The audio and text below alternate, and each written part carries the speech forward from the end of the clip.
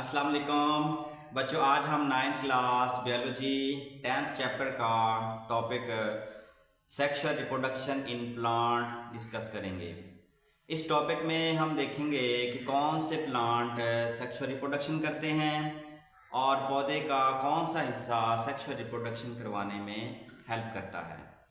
तो बच्चों, जितने भी फ्लावरिंग प्लांट्स होते हैं या फूलदार पौधे होते हैं वो सारे के सारे सेक्सुअल रिप्रोडक्शन करते हैं और फूल ही वो हिस्सा होता है जो सेक्सुअल रिप्रोडक्शन करवाने में हेल्प करता है।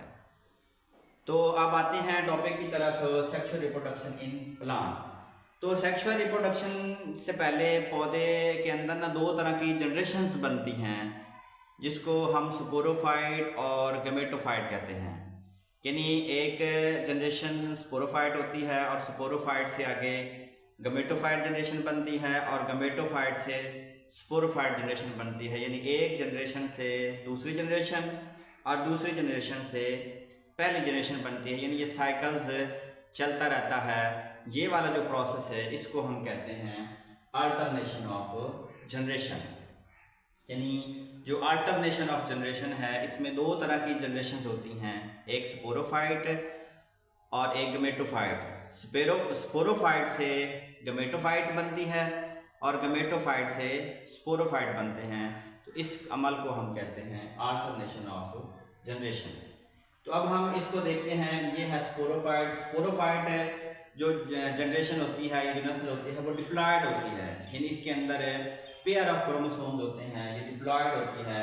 तो स्पोरोफाइट के अंदर मियोसिस होती हैं और मियोसिस के नतीजे में स्पोर्स बनते हैं।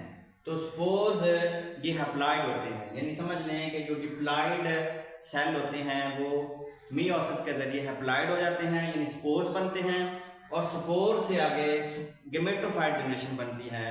और ये जो गमेटोफाइट जनरेशन है ये हैप्लॉइड होती है। हैप्लॉइड का मतलब है कि इनमें सिंगल क्रोमोसोम्स होता है और डिप्लॉयड के अंदर पेयर ऑफ क्रोमोसोम्स होते हैं।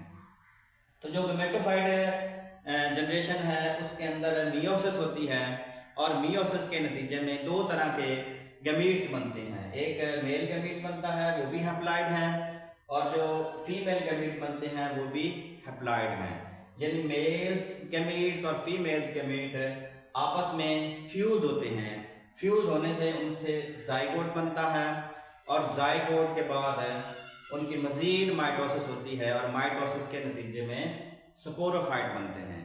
तो हम ये कह सकते हैं कि जो स्पोरोफाइट जनरेशन है उसकी मियोसिस से स्पोर्स बनते हैं और स्पोर्स से आगे वो हैप्लॉइड होते हैं और हैप्लॉइड से आगे जो जनरेशन होती है उसको हम गमेटोफाइट कहते हैं। और गमेटोफाइट की मजीद मियोसिस के ज़रिए गमीट्स बनते हैं और वो गमीट्स आपस में फ्यूज होकर जाइगोट बनाते हैं और जाइगोट के माइटोसिस के नतीजे में स्पोरोफाइट बनते हैं। तो स्पोरोफाइट से गमेटोफाइट का बनना और गमेटोफाइट से स्पोरोफाइट का बनना, इस अमल को हम कहते हैं अल्टरनेशन ऑफ जनरेशन। तो जितने भी फ्लावरिंग प्लांट हैं जो सेक्सुअल रिप्रोडक्शन करते हैं उनमें ये दो तरह की यानी दो तरह की जनरेशन्स होती हैं या ये साइकिल्स मुकम्मल होता है जिसको हम अल्टरनेशन ऑफ जनरेशन कहते हैं। तो उसके बाद हम आते हैं सेक्सुअल रिप्रोडक्शन, पौधे का कौन सा हिस्सा सेक्सुअल रिप्रोडक्शन करवाता है। तो पौधे के अंदर जो फ्लावर होते हैं या जो फूल होते हैं वो सेक्सुअल रिप्रोडक्शन करवाने में हेल्प करते हैं। और एक जो फूल है उसके चार घेरे होते हैं, ये चार हिस्से होते हैं, ये चार पार्ट होते हैं। इनको वन बाय वन हम देखते हैं। ये हमारे पास एक फ्लावर है, फ्लावर के मुख्तलिफ हिस्से हैं। अब इन चारों हिस्सों को हम वन बाय वन डिस्कस करते हैं। इसका ये जो डंडी होती है जहाँ से फ्लावर निकलता है उसको हम कहते हैं रिसेप्टिकल्स, और रिसेप्टिकल्स के ऊपर जो पहला घेरा होता है, सबसे जो बैरूनी घेरा है, इसको हम कहते हैं केलेक्स। ओवरऑल हम इसको केलेक्स बोलते हैं। ये आउटर मोस्ट पार्ट है और उसकी जो सिंगल पट्टी होती है या सिंगल पत्ती होती है सब्ज रंग की होती है, इसको हम बोलते हैं सेपल्स। तो हम कह सकते हैं कि जो फ्लावर है या जो फूल है उसकी जो सबसे बैरूनी घेरा है या आउटर मोस्ट इसका जो पार्ट है वो सब्ज रंग का होता है और उसकी जो सिंगल पत्ती है उसको हम बोलते हैं सेपल्स। और ये जो सेपल्स होता है ये फूल की प्रोटेक्शन करता है या हिफाजत करता है। उसके बाद हम आते हैं दूसरा जो घेरा है, यानी जो सेकंड है उसके जो दूसरा घेरा है, सेकंड वॉर्ल है, उसको हम बोलते हैं करोला। फूल का जो दूसरा हिस्सा है या जो दूसरा पार्ट है उसको हम बोलते हैं करोला, और उसके जो सिंगल पट्टी होती है उसको हम बोलते हैं पेटल्स। तो ये देखें, ये पहला घेरा है और ये उसके बाद ये दूसरा घेरा है। जो दूसरा घेरा होता है, ये जो सेकंड वॉर्ल है, उसको हम पेटल्स बोलते हैं, और ये पेटल्स ही होते हैं जो फ्लावर को कलर देते हैं। इन जो फ्लावर के अंदर येलो कलर होता है या रेड कलर होता है या वाइट कलर होता है, वो किस वजह से होता है? वो पेटल्स की वजह से होता है। तो ये पेटल्स ही होती हैं जो हशरात के लिए अट्रैक्शन का वजह बनती हैं, और इस वजह से जो हशरात हैं वो इनकी तरफ मूव करते हैं, फिर आगे जो हशरात होते हैं वो पोलिनेशन करवाने में हेल्प करते हैं। तो उसके बाद हम देखते हैं जो तीसरा घेरा है इसका, यानी जो थर्ड वर्ल है, इसको हम ओवरऑल एंड्रोशियम बोलते हैं। जो तीसरा घेरा होता है उसको हम बोलते हैं एंड्रोशियम, और ये मेल रिप्रोडक्टिव स्ट्रक्चर है। मेल रिप्रोडक्टिव स्ट्रक्चर यानी जो तीसरा घेरा है इसको हम एंड्रोशियम बोलते हैं, और इसकी जो सिंगल पत्ती है, ये जो सिंगल उसका सेल होता है उसको हम बोलते हैं स्टेमन।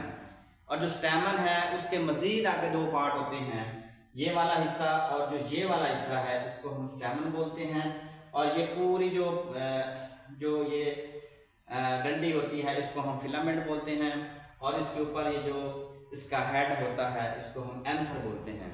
और ये एंथर ही वो जगह होती है जिसके अंदर माइक्रोस्पोर्स बनते हैं, और माइक्रोस्पोर्स आगे जाके ये मेल सेल होते हैं और आगे जो पोलिनेशन या फर्टिलाइजेशन में के लिए अवेलेबल होते हैं।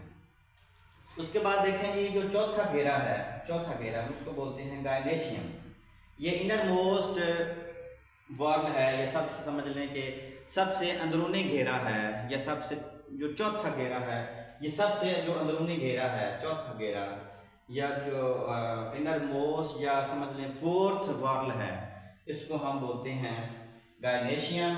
और ये गायनेशियम की जो सिंगल पत्ती होती है या जो सिंगल पट्टी होती है इसको हम बोलते हैं कार्पल।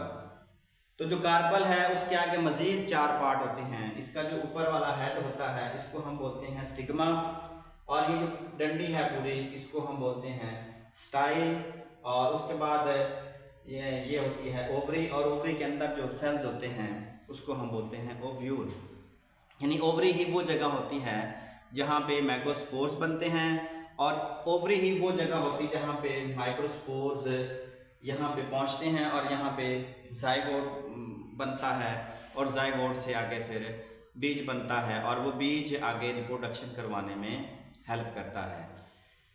तो हम ये कह सकते हैं कि जो पौधे का फूल है या जो फ्लावर है वो रिप्रोडक्टिव आर्गन होता है, वो सेक्सुअल रिप्रोडक्शन करवाने में हेल्प करता है, और ये वही हिस्सा है जिसके अंदर मेल रिप्रोडक्टिव आर्गन और फीमेल रिप्रोडक्टिव आर्गन दोनों मौजूद होते हैं, और दोनों के अंदर जो स्पोर्स बनते हैं, यानी जो मेल रिप्रोडक्टिव आर्गन है उसके अंदर माइक्रोस्पोर्स बनते हैं, और जो फीमेल रिप्रोडक्टिव आर्गन है यानी इसका जो कार्पल है उसके अंदर मेगास्पोर्स बनते हैं, और जो स्टेमन है उसके अंदर माइक्रोस्पोर्स बनते हैं, और माइक्रोस्पोर्स और मेगास्पोर्स पोलिनेशन के ज़रिए जब फ्यूज़ होते हैं तो जाइगोट बनता है, और जाइगोट के नतीजे में आगे मतलब बीज बनता है, और बीज से आगे रिप्रोडक्शन होती है, और इस तरह की जो रिप्रोडक्शन होती है इसको हम बोलते हैं सेक्सुअल रिप्रोडक्शन। तो नेक्स्ट लेक्चर में हम इनकी स्टेजेस डिस्कस करेंगे, इनके देखेंगे कि जो पहला पार्ट है उसमें कौन सा प्रोसेस हो रहा है, और जो दूसरा पार्ट है उसमें कौन सा प्रोसेस हो रहा है, वो इंशाल्लाह हम नेक्स्ट टॉपिक में क्लियर करेंगे।